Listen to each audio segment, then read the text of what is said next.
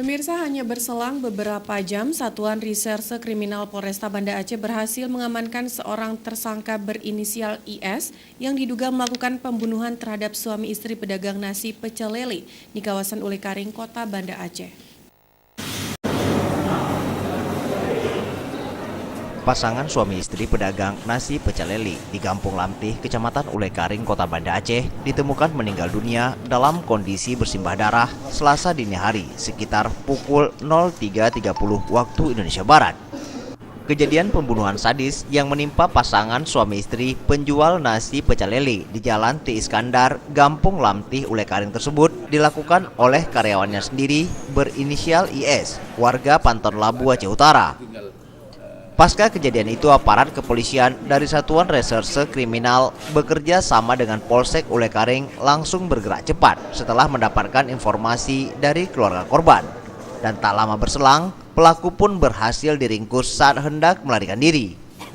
Jadi di wilayah hukum Polresta Banda Aceh, ya tepatnya di Desa Lamteh, Kecamatan Ulekaring, pada hari Selasa tanggal 26 Februari sekira pukul 03.30 pagi.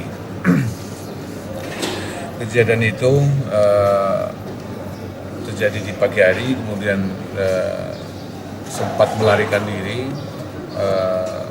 kemudian setelah kira-kira setengah jam kemudian bisa dilakukan penangkapan.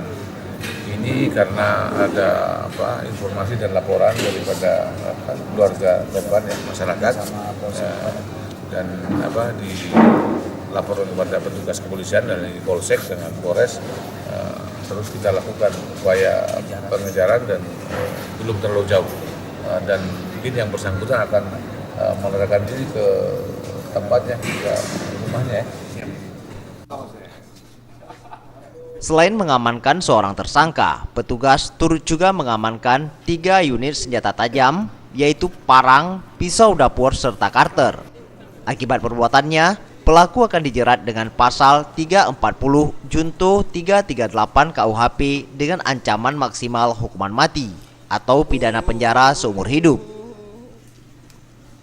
Tim Liputan, Aceh TV.